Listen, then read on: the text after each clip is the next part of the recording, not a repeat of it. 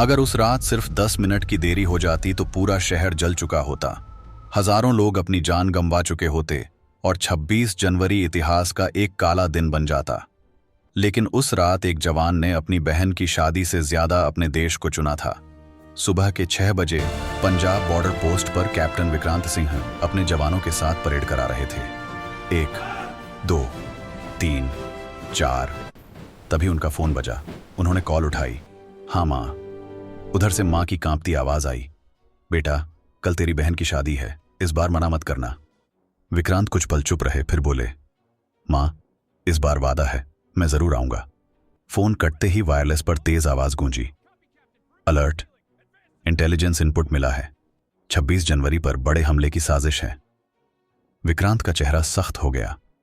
उसी समय सीमा के उस पार एक अंधेरी जगह में आतंकी सरगना अपने साथियों से कह रहा था, 26 जनवरी जब पूरा हिंदुस्तान तिरंगा लहराएगा, हम दिल्ली, अमृतसर और जयपुर को धमाकों से हिला देंगे। सबने एक साथ नारा लगाया, लेकिन भीड़ में खड़ा 19 साल का फैजान चुप था।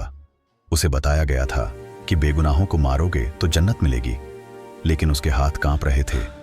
इधर कैंप में विक्रांत को खबर मिली कि भारी मात्रा में विस्फोटक बॉर्डर के पास छिपाया गया है और अगर वो शहर तक पहुंच गया तो तबाही तय है।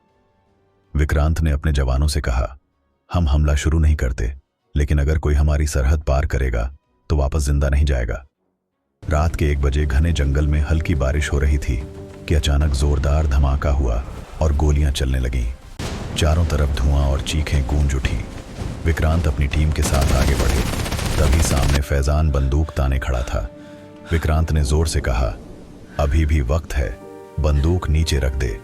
फैजान बोला, हमें कहाँ गया, तुम सब दुश्मन हो। विक्रांत ने जवाब दिया, दुश्मन वो हैं जो तुझे ढाल बनाकर खुद छिपे बैठे हैं। तेरी माँ ने तुझे कातिल बनने के लिए पैदा नहीं किया।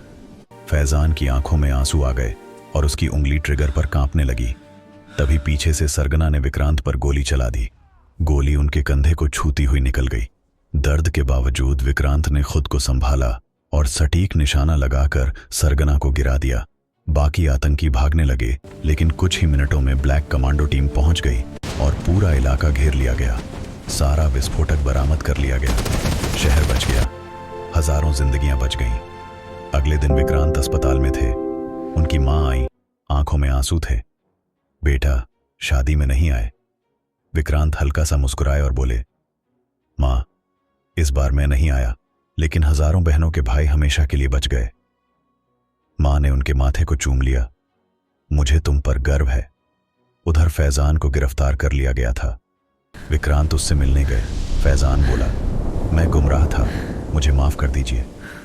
विक्रांत ने शांत स्वर में कहा, गलती की सजा जरूर मिलेगी, लेकिन अगर सच समझ लिया है तो जिंदगी तुझे दूसरा मौका दे सकती है। कुछ दिनों बाद 26 जनवरी को दिल्ली में परेड हो रही थी। तिरंगा हवा में लहरा रहा था। घोषणा हुई, कैप्टन विक्रांत सिंह को वीरता पदक से सम्मानित किया जाता है। पूरा मैदान तालियों से गूंज उठा। विक्रांत ने सलाम किया।